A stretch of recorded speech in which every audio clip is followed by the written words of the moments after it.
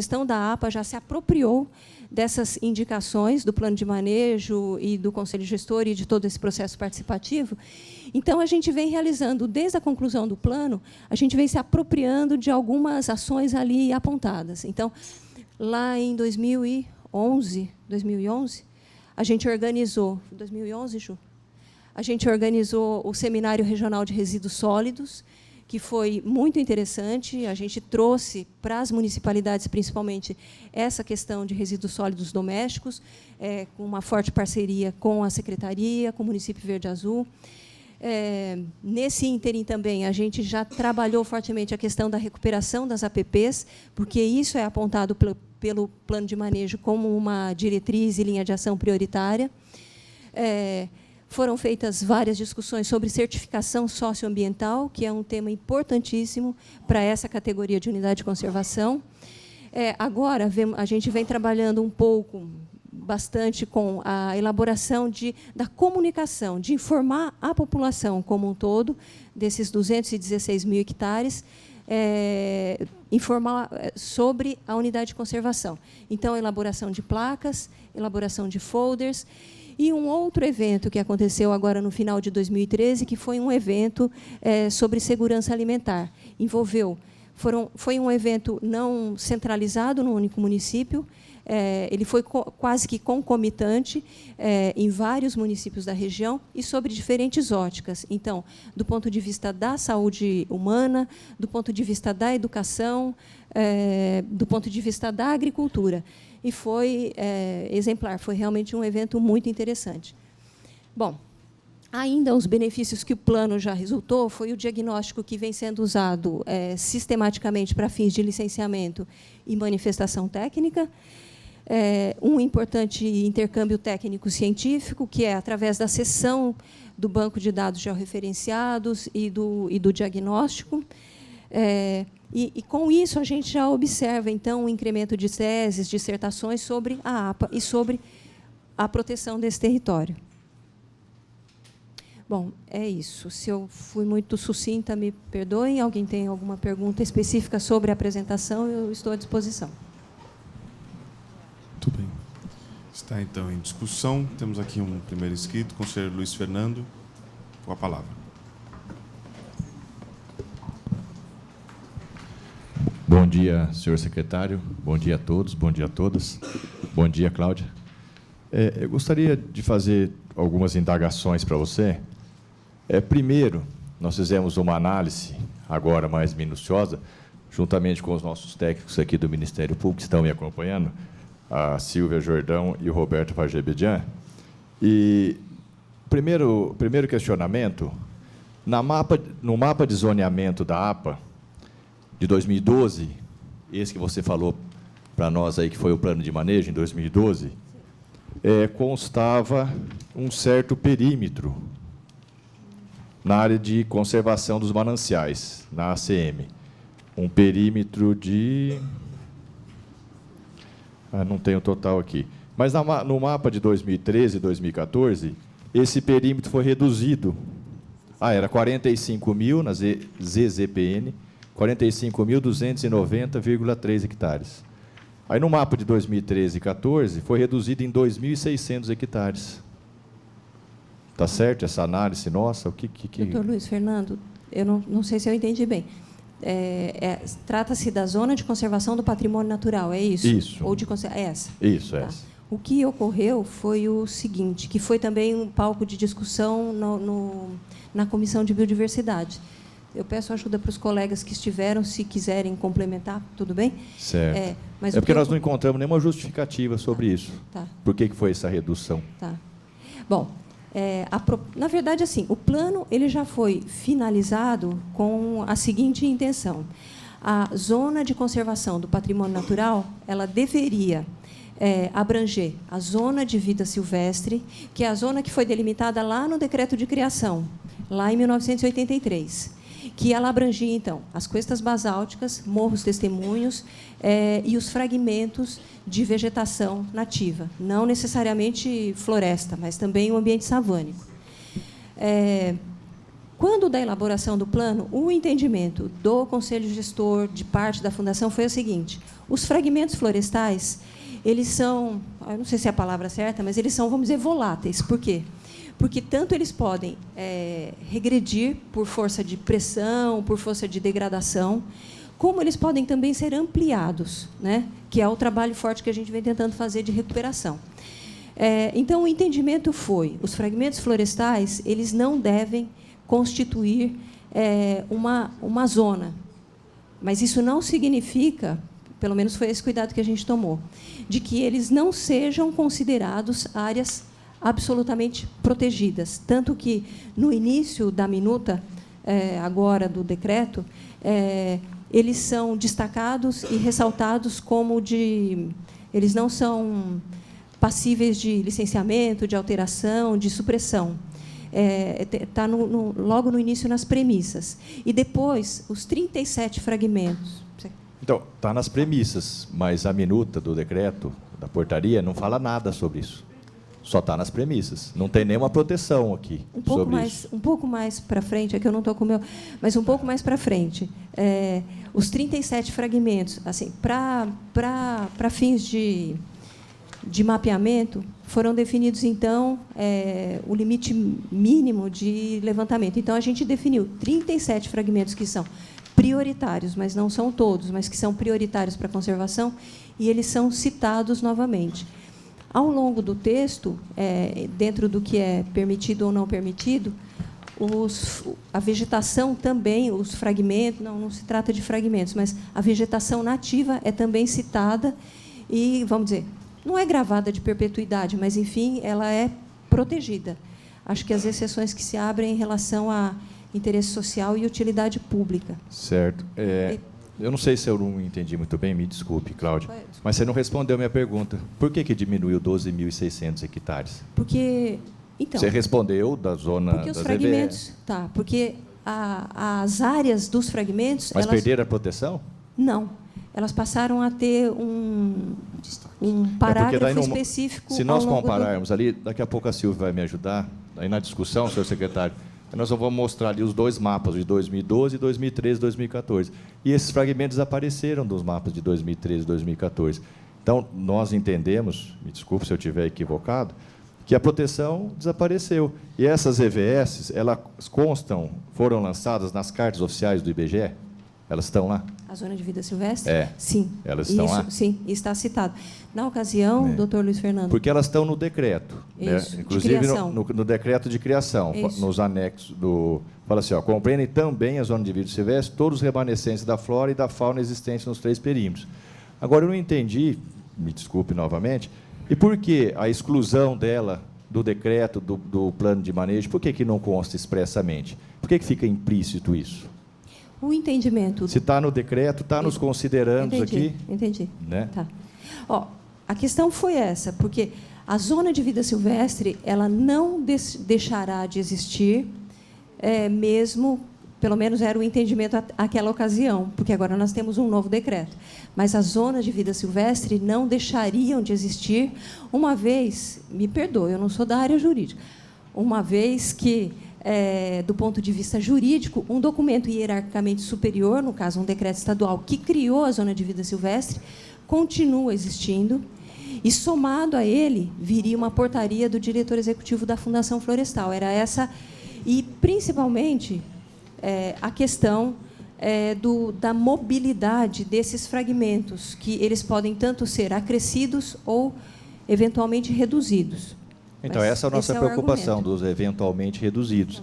Né? Porque, como vai ser um outro decreto, juridicamente, né, como você falou, o que pode ser subentendido? Vai dar uma margem que esse outro decreto revogou tacitamente o que está aqui, expresso. Porque ele é um decreto regulamentador, que ele vai minuciar através do plano de manejo.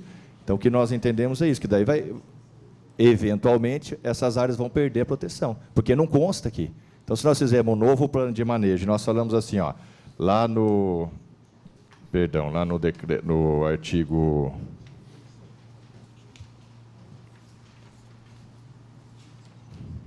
Na página 7, que tem, no item 5, fica definido zoneamento da APA tal. Tem todos os zoneamentos e não tem a zona de vida silvestre. Então, o que nós entendemos? Como isso aqui vai ser um decreto, então, o que juridicamente é discutível? Isso aqui revogou tacitamente o decreto de 83, porque, como você mesmo disse, houve um entendimento agora que isso não era necessário mais.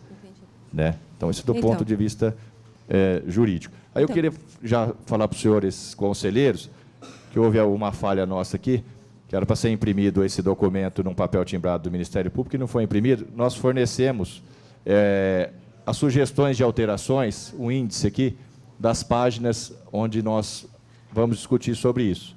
É isso. Tem um índice aqui e tem as páginas do decreto, procurei destacá-las. Acho que após as perguntas, né, senhor secretário? Aí eu vou pegar a palavra para falar sobre isso. Tá? Muito obrigado, viu, Cláudia? Obrigada. Mais alguma inscrição? Senhor Marcelo Manara.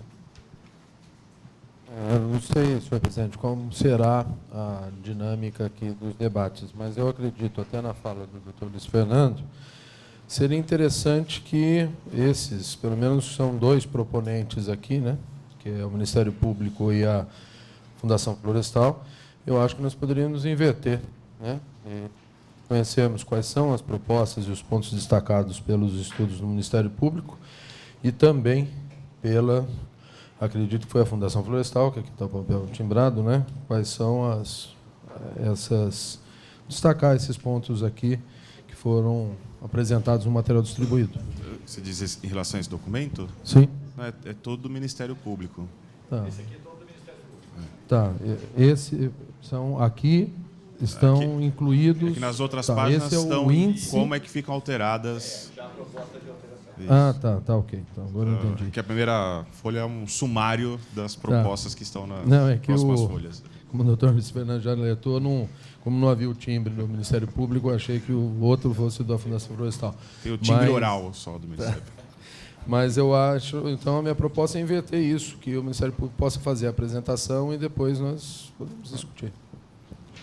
Continua aqui em discussão, enfim, não tem nenhuma... regra específica em relação ao tema. A partir do momento que termina a discussão, aí passamos às votações de todos os itens que foram apresentados. Né? Com a palavra, para a gente poder... Que os conselheiros primeiro fizessem as perguntas para a Cláudia, né? Para encerrar as perguntas, aí a gente faz a apresentação. Pelo visto, não há mais nenhuma pergunta. Conselheiro Marcelo Manara. Então, para a discussão, eu gostaria de passar a palavra para a senhora Eduarda Mendes, da Associação João de Barro, membro do Conselho Gestor da APA Botucatu. Com a palavra. Por favor, no microfone. Bom dia a todos. Eu gostaria de entregar ao senhor secretário um abaixo-assinado feito a partir de domingo, na região, solicitando ao senhor secretário a aprovação, e a esse conselho, a aprovação do plano de manejo com a maior brevidade possível. O abaixo-assinado hoje consta, hoje cedo, tinha 1.600 assinaturas, apesar de ter sido iniciado no domingo. Isso é uma maneira de nós podermos sentir o quanto mobiliza a região essa questão da necessidade da aprovação desse plano de manejo. E gostaria também de poder entregar uma moção, uma carta-moção de todas as entidades ambientalistas presentes enquanto representadas no Conselho Gestor. Todas assinaram unanimemente e nós estaremos entregando também, para ser protocolado e constar em ata, a mesma solicitação. E, particularmente, eu gostaria aqui de trazer como mensagem da sociedade civil o pedido de especial sensibilização dos conselheiros que irão votar para a questão da área da APA Botucatu, na área da APA Botucatu se encontrar a principal região de recarga do aquífero, e o que isso significa não só para nós, mas para toda a nação brasileira. Essa é uma área que não deveria ser protegida só enquanto APA Botucatu, mas uma área que, no nosso entender, enquanto sociedade civil, e que eu acredito que, se vocês analisarem isso com imparcialidade, como uma área de segurança nacional. né? O aquífero hoje ele já está dando mais água do que ele recebe de recarga. Isso já é comprovado. E vocês passaram aqui, há bem pouco tempo, essa questão da água de uma maneira bastante sensível e sabem o que isso será daqui para frente. Imaginem vocês uma área em que esse aquífero vai sofrer recarga, receber contaminação por agrotóxicos e estar suscetível a plantio com OGMs, que necessariamente puxa por agrotóxicos, todos sabemos. Então, realmente um pedido, enquanto sociedade civil, para que atentem a isso, para a responsabilidade dessa votação no âmbito nacional, não só no âmbito regional. E, por que não dizer, para todo o Cone Sul, né? Porque o aquífero ele abastece todo o Cone Sul. Então, eu gostaria que realmente isso estivesse no coração e na mente de todos vocês no momento que forem votar essa questão. Agradeço a atenção. Obrigada.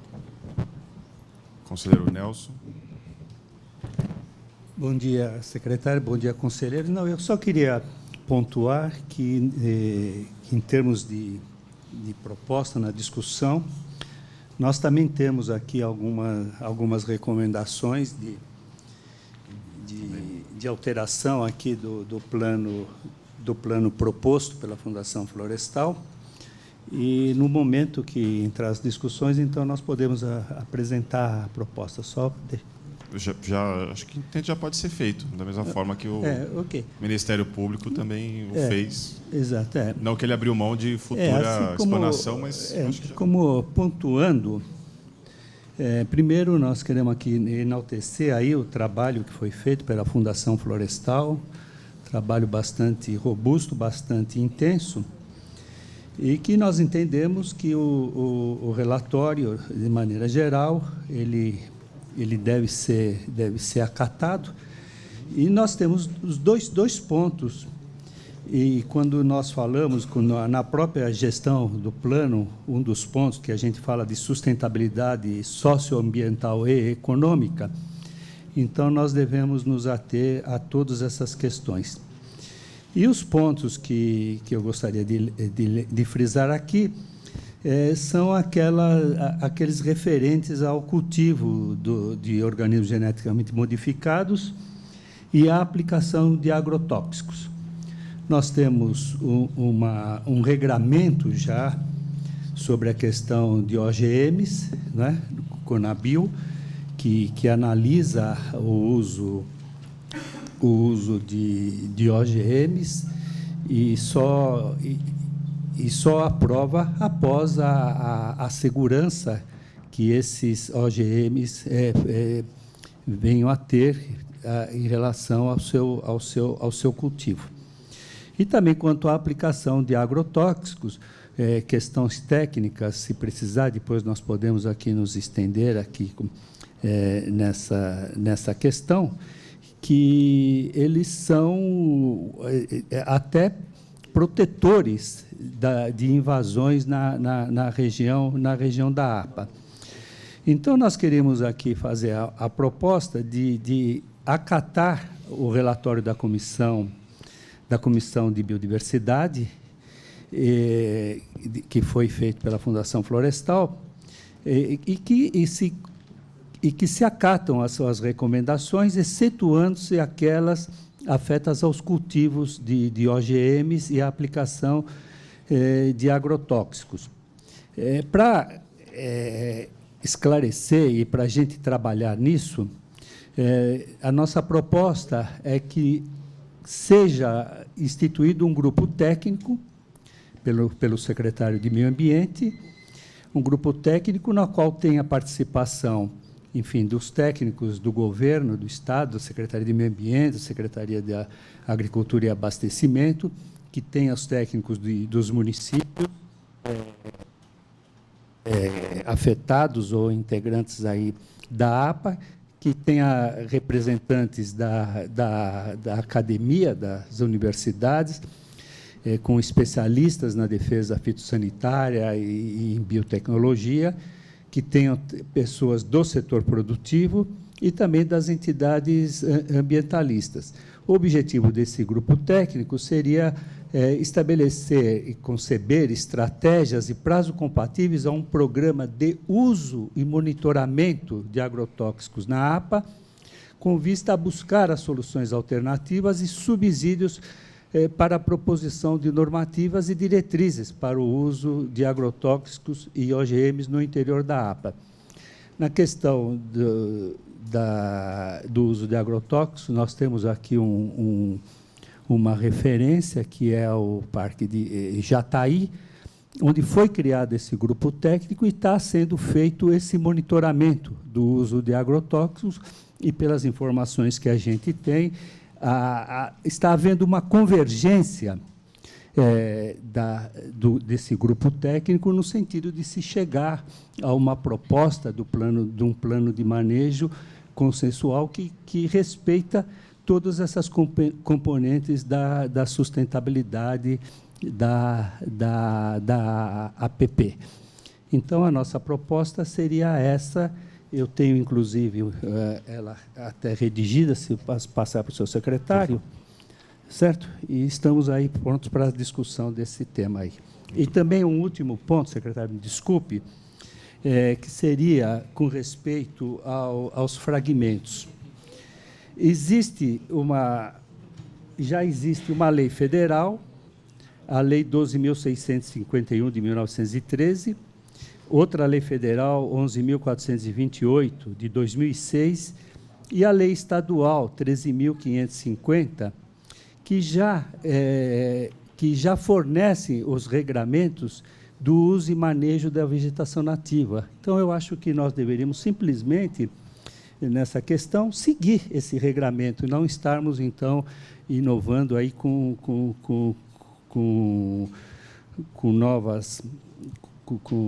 novas restrições que possam levar aí a problemas e a impasses até de natureza legal. Essa é a nossa proposta. Ok. Próxima inscrita, a conselheira Dora. Em seguida, tem o conselheiro Luiz Fernando. E depois, a conselheira Andréia. Vou passar a palavra para o senhor Pedro, da Associação Brasileira de Agricultura Biodinâmica.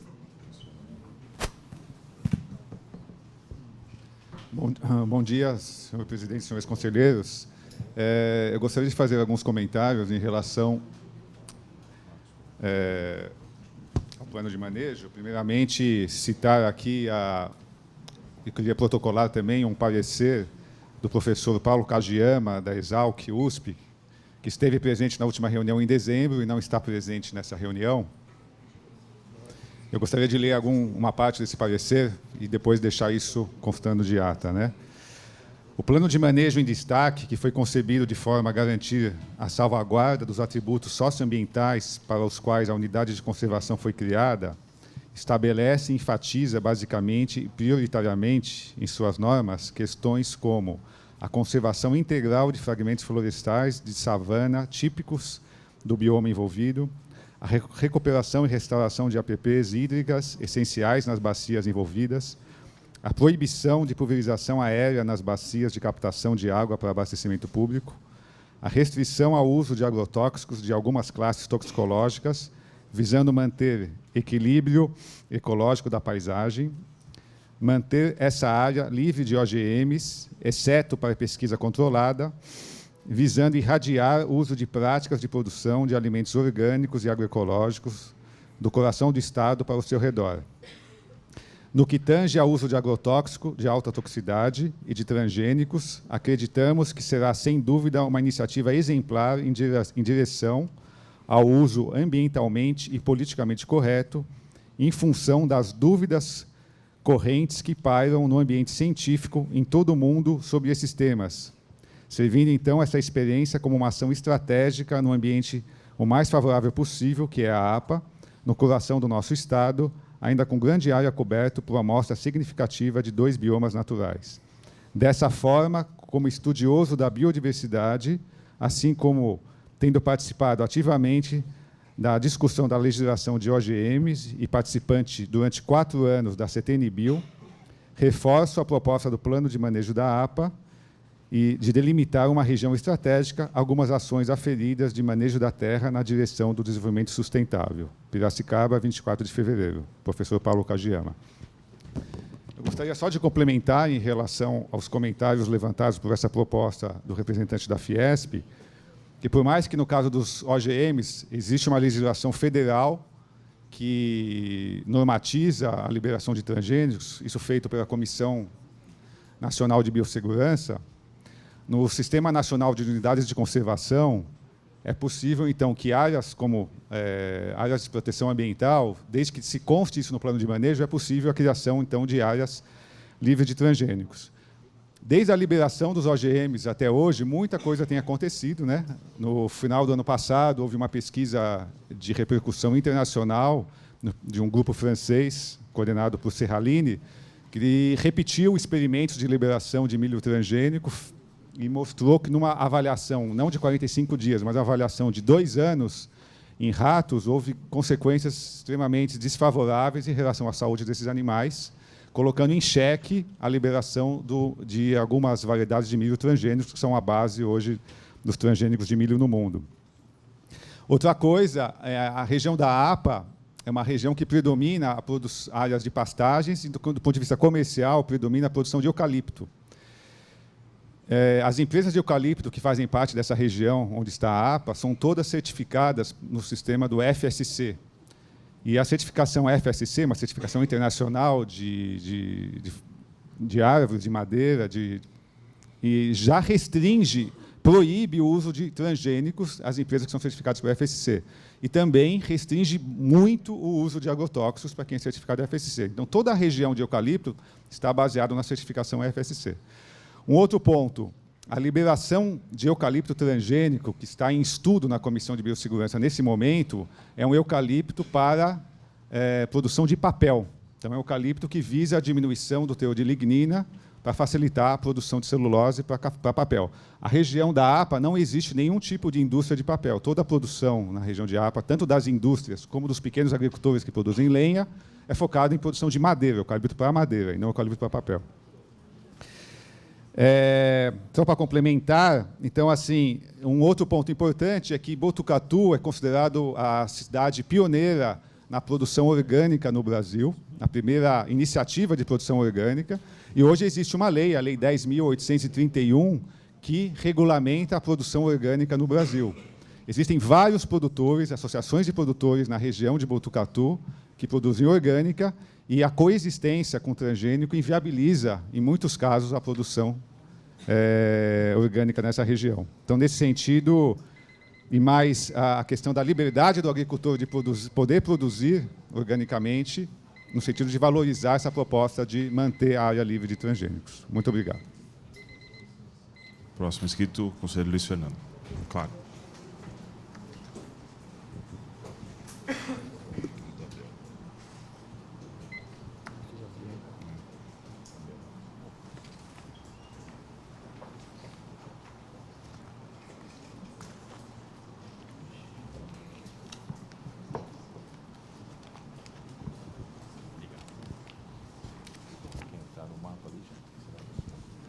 Senhor secretário, eu queria fazer primeiro as observações acerca do sumário. Então, nós apresentamos um sumário de sugestão das alterações do, então, portaria e que vai passar a ser um decreto. Lá na folha 5, e nós entregamos uma cópia aí para vocês, para os senhores conselheiros, do que nós propomos da alteração. Basicamente, é em relação à zona de vida silvestre, que nós entendemos, em que pese aí o brilhantismo do plano de manejo, da sugestão, do trabalho que foi feito, nós entendemos que essa zona de vida silvestre, caso ela não conste do decreto, nós perderemos essa proteção. Não tem como nós deixarmos implícito isso num decreto no plano de manejo que vai regulamentar a atividade na APA. Então, lá na folha 7, no item 5, a inclusão, junto com as outras zonas, da zona de vida silvestre, as EVS. Na folha 8, no item 9, a inclusão de perenes ou intermitentes, assim como nas folhas 11, 14, 17, 20 e 22. Nas folhas 23 e 24, nós incluímos aí a definição de zona de vida silvestre. Por consequente, nas folhas 24, 25 e 26, haverá renumeração dos itens posteriores. É uma adaptação à inclusão da zona de vida silvestre. E na folha 31, item 4, inciso 3, inclusão de perenes ou intermitentes. Então, gostaria de ressaltar que essas alterações, essas inclusões propostas pelo Ministério Público visam complementar o trabalho que foi feito pelo Instituto Florestal no sentido da proteção. E o Roberto, que é nosso assistente técnico aqui, vou pedir licença para o senhor secretário, para ele demonstrar no mapa que foi proposto aqui a perda que eu falei para a Cláudia, de mais de 12.600 hectares, e demonstrar mais tecnicamente essas sugestões de alteração. Bom dia a todos, obrigado pela oportunidade de estar aqui falando a respeito da questão. O que a gente gostaria de ressaltar, com base em... Opa, não é esse aqui.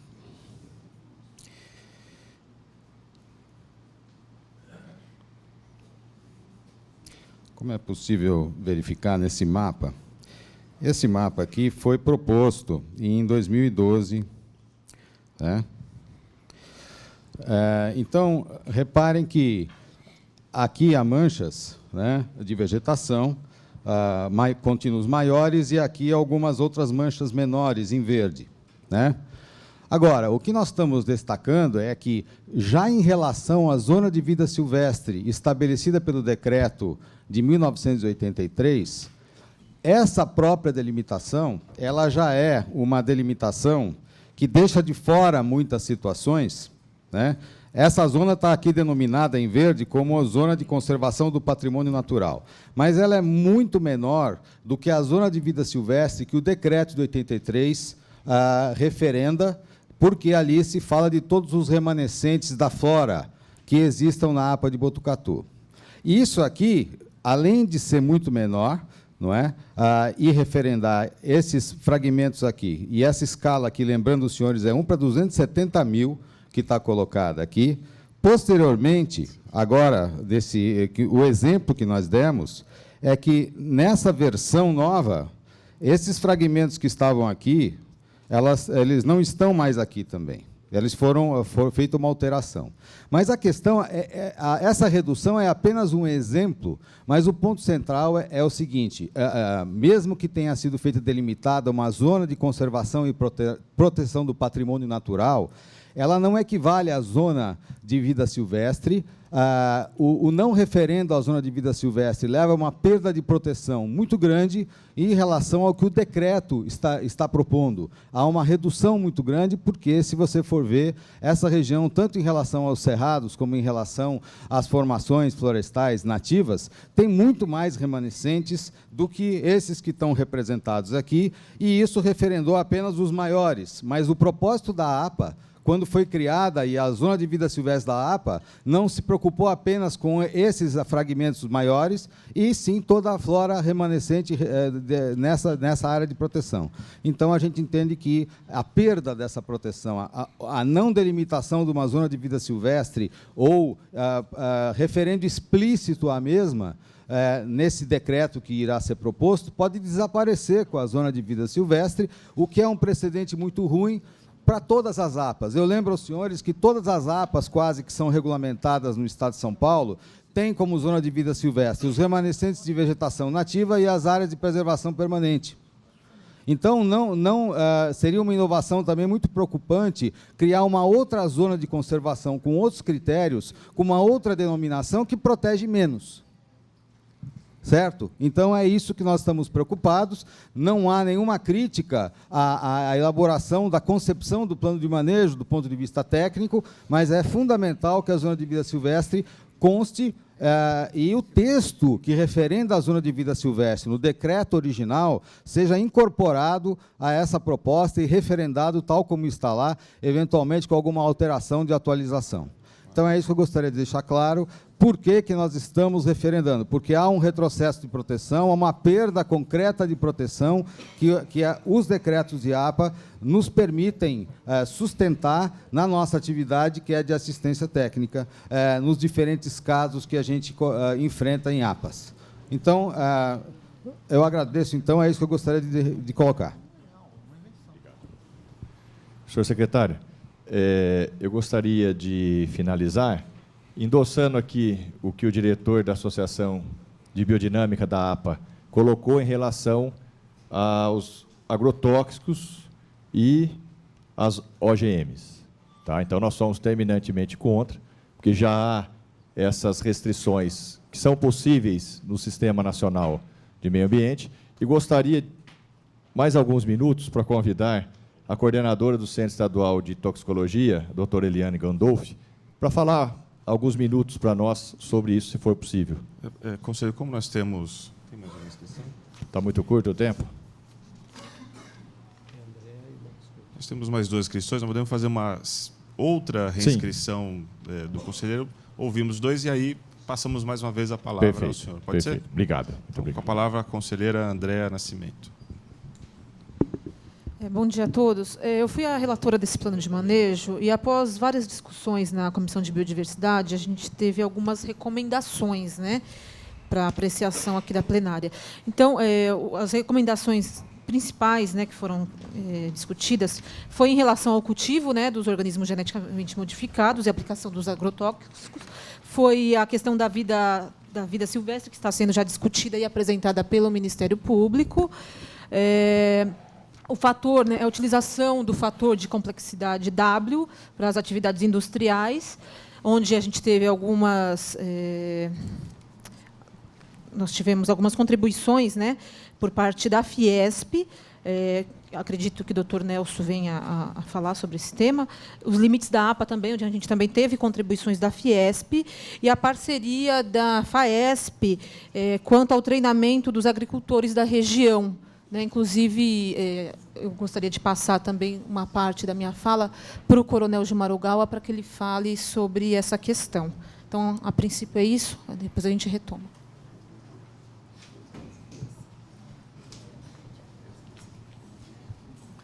Inicialmente, eu agradeço a André essa disponibilidade.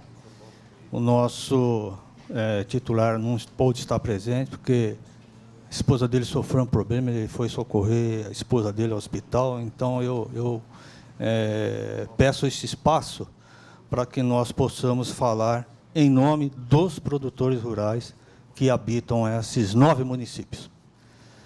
Eu gostaria de lembrar o seguinte: eu não vou falar sobre aspectos técnicos que envolvem isso. Eu vou falar da questão das vidas das pessoas que habitam lá, que moram lá, que plantam lá e que dependem daquilo para viver, para comprar sua comida, para pagar seus impostos, para comprar seu combustível, para pagar a escola dos seus filhos e aí por diante. Essa área, o pessoal está discutindo como se ninguém morasse lá, né? Só que essa área está sendo ocupada desde a época dos bandeirantes. E a atividade agrícola nessa região, ela é intensa. E as pessoas que trabalham lá, eles têm os seus sistemas de cultivo tradicional, que aprenderam dos seus avós, dos seus bisavós, etc. E, de repente, não pode ser mudado de uma hora para outra, num estalar de dedos. Isso não é possível, gente. Tá? Então, quando você fala, não vamos usar nenhum defensivo agrícola, nós concordamos com isso. É lógico que ninguém quer utilizar defensivo agrícola, muito menos o produtor, porque isso aumenta o custo de produção. Isso implica que ele tem que tirar dinheiro do bolso, colocar lá, e isso vai onerar o preço. É questão de mercado.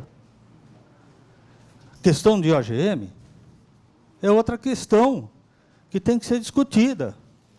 Eu estou falando aqui porque eu fiz várias reuniões com o pessoal da ponta da linha, com os produtores, com aquele pessoal que mora lá. Deu um trabalho danado de falar com todos eles e tentar explicar essa situação para eles, que eles não entendem. Eu falei, mas eles dizem, mas eu moro aqui a vida inteira. Eu sei fazer desse jeito. Né? Você quer que eu faça de outro jeito? Eu não conheço. Alguns tentaram aqui fazer desse outro jeito, mas deram com os burros na água. Você precisa de tecnologia, você precisa de treinamento, capacitação, você precisa de tempo para que essas mudanças, eventualmente, possam ser implementadas. Ah, não, vamos passar para a agricultura orgânica, mas tem um prazo para isso. Se esperar a descontaminação de certo solo, vai levar 5 anos. Os processos de certificação disso são complexos e com altas exigências. E que, muitas vezes, eles não conseguem alcançar isso aí. A própria aplicação de defensivos agrícolas, né, muitas vezes pode causar prejuízo por desconhecimento da forma como aplica. Por isso, a Federação da Agricultura tem feito agora um trabalho muito intenso, parceria com o Senar, para capacitar melhor todos esses produtores. Porque a diferença entre o veneno e a saúde, no caso de um defensivo agrícola, é a sua dose. Né? Eu vou dar um exemplo. Vamos supor, né, que eu tivesse com uma doença, fosse atacado aí por um vírus, e, de repente, o médico sugere ou estabelece na sua receita que eu tenho que tomar um antibiótico de 500 miligramas. Né? Aí eu vou lá na farmácia e falo assim, olha, não vou tomar de 500 miligramas, que é muito alto, né? Classe 1, né? Não, vou tomar um de classe 4. Então, pego lá um antibiótico, né, de 20 miligramas. Provavelmente eu vou morrer. Porque esse remédio não vai fazer efeito. Então, nós, da Federação, estamos tentando apoiar aqueles agricultores que, eventualmente, queiram passar da agricultura tradicional para a orgânica e tenham condições de fazer isso, dar todo o apoio técnico para que isso ocorra. Mas esse não é um processo, você vai e você não vai. Tem gente que não tem condições, simplesmente, de passar de um sistema para o outro. Então, a gente está pedindo que o plano tenha uma certa flexibilidade para contemplar essas situações. Tem gente hoje, ali, que usam OGM nas suas coisas. E qual foi a justificativa que eles me deram quando eu perguntei por que eles estavam usando? Ele falou, se eu não fizer, o meu vizinho que está fora da APA vai conseguir uma produtividade maior com um preço menor e eu não vou colocar meu produto no mercado. Eu vou à falência. Então, existe um negócio chamado viabilidade econômica. É diferente da maioria de nós aqui, que, no fim do mês, pinga na sua conta bancária o seu salário. O produtor não é assim. Ele depende se chover na hora certa, se fazer sol na hora certa, se a plantação dele não for atacada por nenhuma praga. E se isso tudo der certo e a produção dele for muito boa, ele ainda não tem certeza de que o preço que ele espera receber pelo produto que ele produziu será o mesmo daquele que ele pensou quando plantou a semente no solo. Concluindo. Percebe? Então, minha gente, vamos pensar um pouquinho nesses termos, entre aquilo que é desejável e aquilo que é possível ser feito. O cara que está lá na roça, ele precisa ter alternativa. E da forma como estão sendo colocados esses dois pontos, ele não tem alternativa viável economicamente falando. Ok? Então, nós precisamos ter tempo, nós precisamos capacitá-lo, nós temos que ter linhas de financiamento para isso, porque senão ele não consegue mudar, pura e simplesmente. Obrigado. Perdão. Com a palavra, conselheiro Marcos Couto. Bem, obrigado. Eu vou passar a minha palavra para o senhor Alaor de Almeida, da Unesp de Botucatu.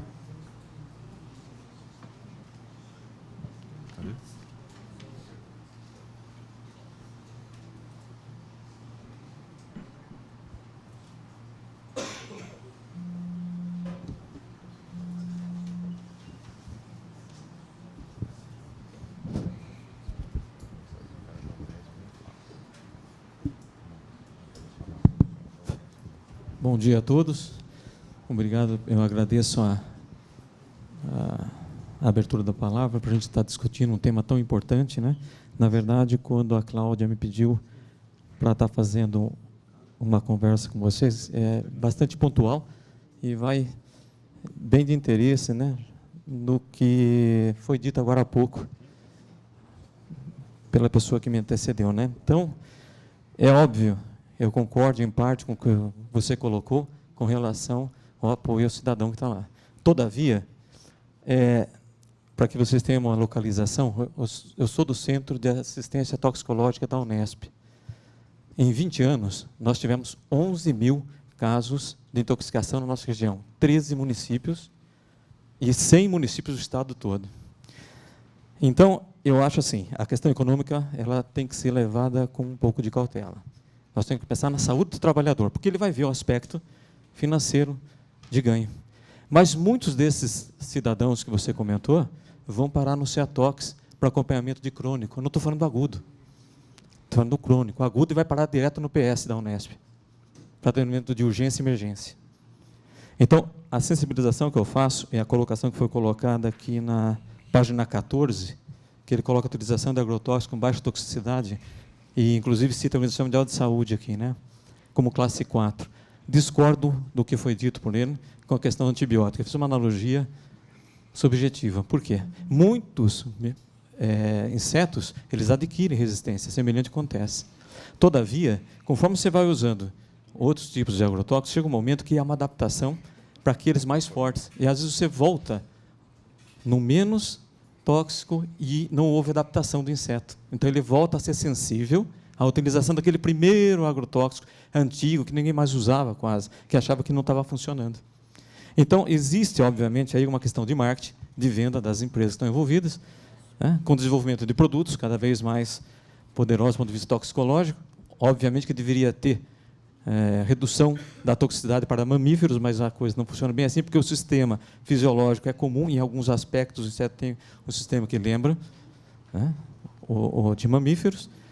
E a minha experiência ao longo desses anos, acompanhando esses casos de intoxicação lá no nosso centro, a evolução, muitas das vezes, desses cidadãos, ele não vai chegar tão bem na segunda ou terceira idade, dependendo do que ele está utilizando lá.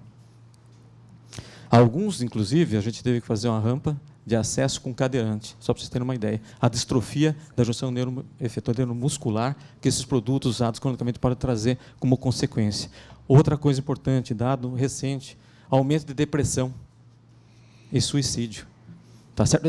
É multifatorial em alguns aspectos? Sim, é. Mas, com certeza, o agrotóxico tem, sim, uma presença importante nesse sentido. Então, eu acho que essa questão da proteção ela tem que ser repensada, não tenha dúvida, mas, sobretudo, o ser humano e a saúde dele. Eu não tenho dúvida disso, né?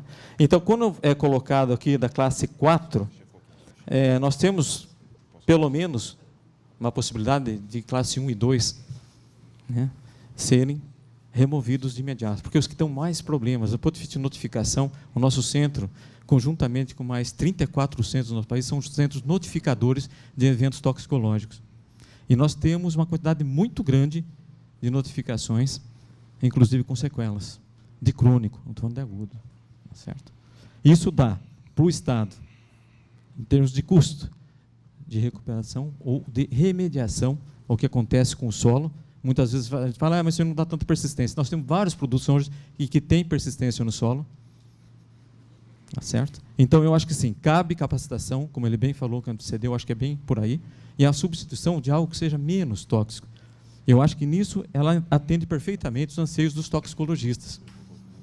Então, quando ele coloca classe 4, 3 ou 4, eu acho que é razoável que se tenha uma opção. Todavia, eu acho que classe 1 e 2 deveria ser realmente banido, de toda forma. É a minha opinião. Porque são aqueles que realmente trazem, né, os conselheiros têm que ter esse aspecto, essa atenção, porque muitas vezes esses indivíduos não vão para acompanhamento crônico, eles vão direto para o PS, e muitos deles vêm a falecer em decorrência disso. Quando não falece, acaba sequelado. Outra questão importante, bom, é uma área de OGMs, mas ligado com um colega aqui, a gente está tendo realmente um cuidado especial com relação à utilização desses tipos de organismos geneticamente modificados. Até que isso pode ser bom. Alguns falam, mas reduz agrotóxicos, ou outros falam, não, aumenta. Existe uma discussão nesse sentido.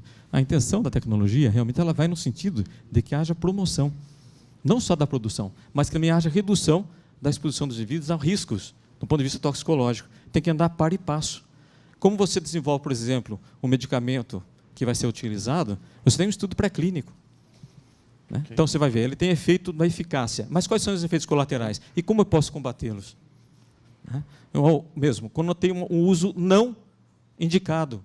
Por exemplo, eu tenho um agrotóxico, o cara vai tentar suicídio. A empresa produz o antídoto antagonista para que eu possa reverter? Há interesse nesse sentido? É investimento. Tá certo? Então, é outra questão importante. Antídotos antagonistas temos pouquíssimos nos atendimentos de urgência e emergência quando acontece no atendimento hospitalar. Só para vocês terem uma ideia, isso representa 0,01% das substâncias mais utilizadas no ambiente. 0,01% de antídoto antagonista. O tratamento é sintomático de suporte, é assim que é feito lá na ponta do hospital. Então, só concluindo aqui a minha fala, a gente tem que ter um cuidado especial com relação ao agrotóxico, nisso tudo que eu acabei fundamentando, e estou aberto a algumas questões, se alguém quiser perguntar alguma coisa a mais, estou aberto. Ok, próximo inscrito, conselheiro Luiz Fernando.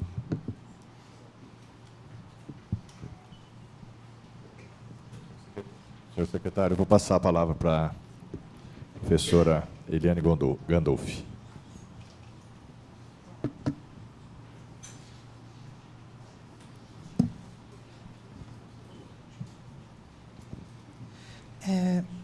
Bom dia, meu nome é Eliane Gandolfi, eu sou coordenadora do Sistema Estadual de Toxicovigilância da Secretaria da Saúde e venho trabalhando com essa questão do agrotóxico desde o final dos anos 90.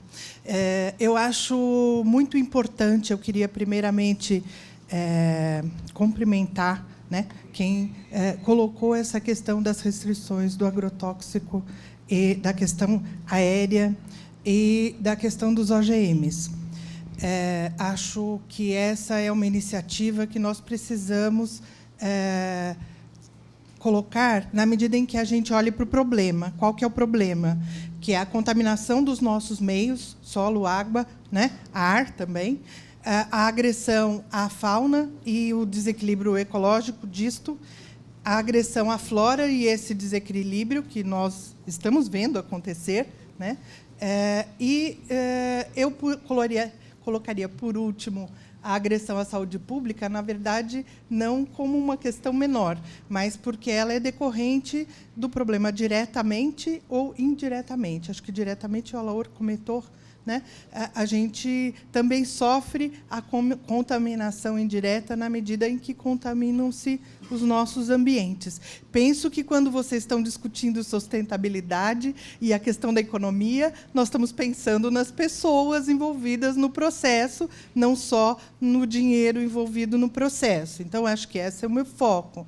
Eu queria chamar a atenção de que nós temos muitos problemas de ineficiência, inadequação do cumprimento da legislação no Estado de São Paulo. Nossa legislação é de 84, 86, comprometida por ADIM, não se consegue evoluir.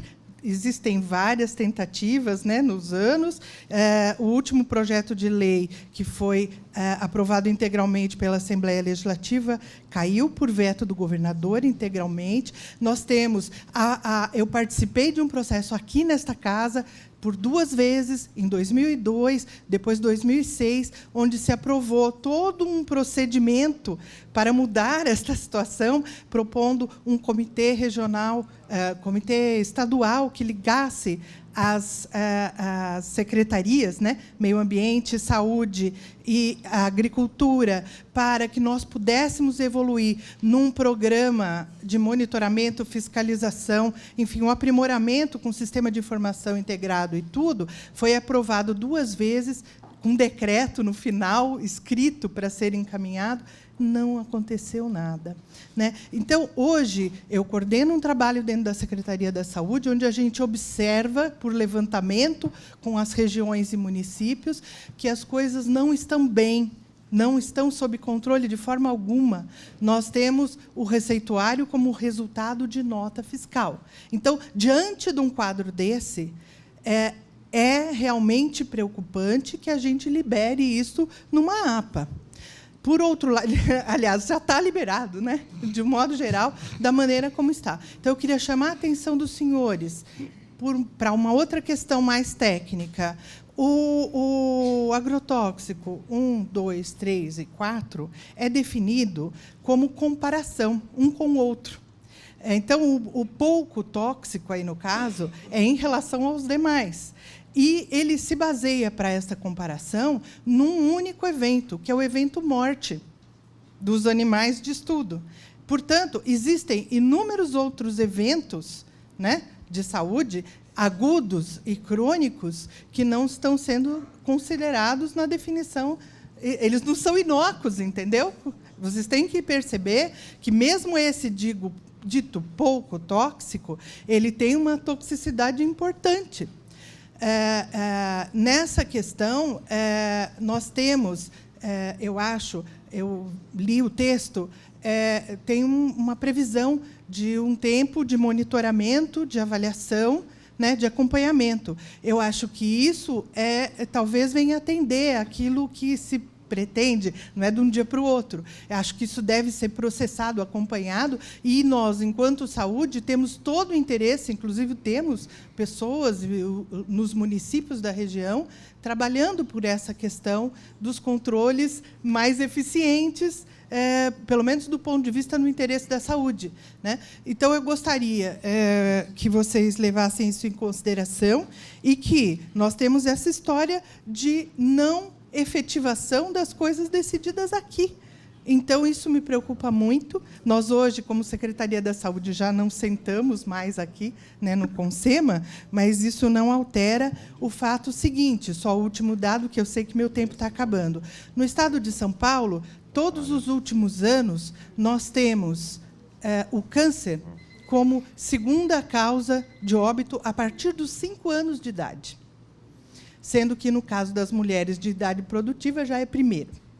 Eu nunca vou poder dizer que isso é decorrente só de agrotóxicos ou de OGMs, porque nem que eu fuçasse lá no núcleo da célula, eu vou estabelecer esse nexo causal.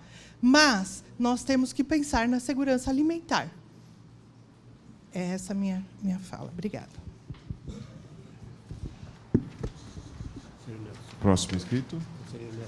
Conselheiro Nelson.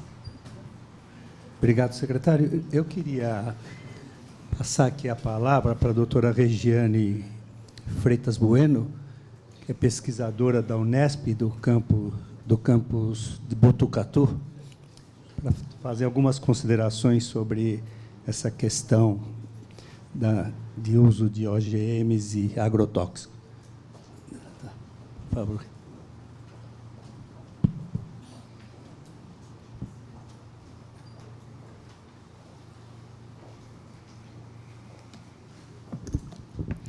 Cumprimento, então, o senhor secretário, os demais membros do Conselho e a todos.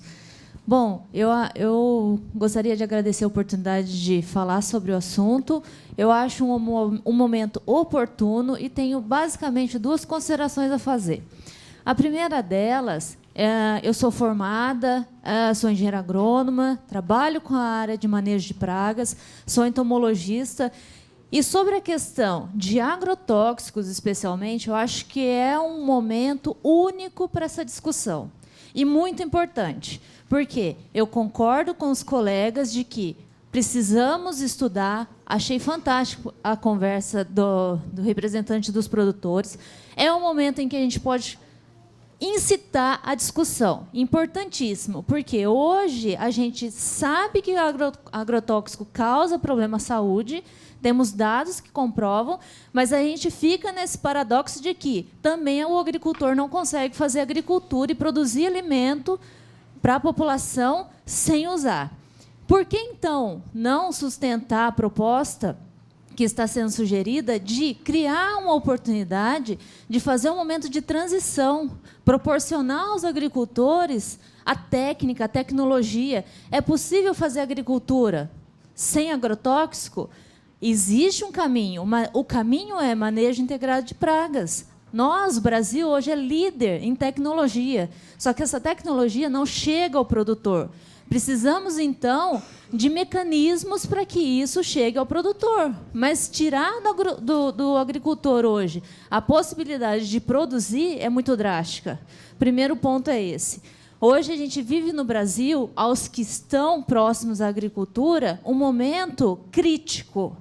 A gente teve o ano passado a entrada no Brasil de uma nova praga, uma praga que era considerada quarentenária, e a gente tem ela hoje na nossa agricultura dizimando produções. Na safra de 2013 e 2014, a gente já tem algo próximo a 3 bilhões de dólares de prejuízo causado pela espécie Helicoverpa armígera. Agora, pasmem, ela ocorre na região de Botucatu. A gente tem relato científico de que ela ocorre em Botucatu. Como que o produtor vai manejar uma praga que, se o Brasil inteiro não está conseguindo manejar? Então, a gente precisa dar suporte a esse agricultor. O governo federal tem feito isso, né? Tem encarregado a Embrapa de fazer esse trabalho. Hoje, a gente tem uma equipe de 27 pesquisadores rodando no Brasil para dar suporte ao produtor, no sentido de manejar pragas na cultura da soja, que tem causado o maior problema. Por que, então, a gente não usa esse modelo para o Estado de São Paulo e também incentivamos o uso do manejo integrado de pragas? Existe o meio? Existe, mas a gente precisa de suporte. Um dado importante que a gente precisa destacar sobre a questão da proibição de uso de agrotóxicos e OGMs nessa área é que aqui dentro a gente tem inserido um campus da Unesp, o campus ao qual eu pertenço, que trabalho. Como proibir? A minha linha de pesquisa é trabalhar para diminuir o uso de agrotóxicos. Mas, para que isso seja feito, eu preciso testá-los no campo experimental. Serei proibida, né? Então, porque os OGMs eles terão liberações reguladas, mas os produtos serem proibidos de testar novas tecnologias para mostrar aos agricultores novas formas de controle de pragas. Isso pode gerar a ilegalidade, porque o produtor desesperado pode usar produtos de forma ilegal. O efeito rebote vai ser pior. Eu concordo com tudo que foi feito, que a pulverização precisa ser melhorada, o uso precisa ser melhorado, mas a gente precisa dar suporte. Esse é um ponto sobre os agrotóxicos que eu sustento aí a indicação de que se forme um grupo de estudos e de suporte para transmitir essas tecnologias. E, para finalizar minha fala sobre os OGMs, me perdoe se eu estiver errada, acredito que não. À luz do conhecimento atual, nós não temos um estudo com rigor científico que comprove qualquer efeito colateral. Os OGMs ainda diminuem o uso de agrotóxicos, né? Essa área da APA não é uma área registrada como centro de origem, portanto, não temos a indicação de fluxo gênico entre as espécies nativas, né? E, assim, sobre os OGMs liberados para utilização no Brasil hoje, via CTN-Bio, a gente tem problemas de controle, a gente tem que evoluir ainda, mas acho que a gente precisa estudar e, novamente, para finalizar, dar o suporte à tecnologia para que possamos usar de forma mais racional o controle de pragas. Certo? Muito obrigada. A palavra, conselheiro Marcelo Manara. Bom, nessa discussão, eu estou com uma dúvida aqui com relação às características predominantes de uso e ocupação do solo na região da APA. Gostaria de saber da engenheira Cláudia Reis, se nós estamos tratando aqui de uma região predominantemente de pequenos proprietários, agricultura familiar, ou estamos tratando aqui de uma região onde predomina o agronegócio, silvicultura, cana, citros, enfim. Porque nessa discussão, entender como aspecto cultural o uso de agroquímicos, né, é um erro, porque, na verdade, o Brasil é campeão do uso de agroquímicos e do uso errado. Como disse os pesquisadores aqui, com relação ao problema sério de casos de intoxicação com agricultores, com poluição no solo, e nós estamos falando aqui de uma região sobre o aquífero Guarani, que nessa região especificamente ele é aflorante, né? Então, eu acho que é essa que é a discussão. Não é a questão, lógico, que devemos pensar, né, como proposta que está contida no decreto, da sustentabilidade socioambiental e econômica da região. Então, nós estamos falando aqui de limitar a atividade produtiva como se fosse uma área de proteção integral. Isso daqui é uma APA, a área de uso sustentável. Ela não tem o viés e não é o propósito de restringir e inviabilizar a presença e a produção humana, mas sim regrar. Regrar, porque não é possível considerarmos que o uso, que a característica do uso, o emprego de agroquímicos hoje deva ser preservado como uma questão cultural da atividade produtiva agrícola na região e em outras regiões, né?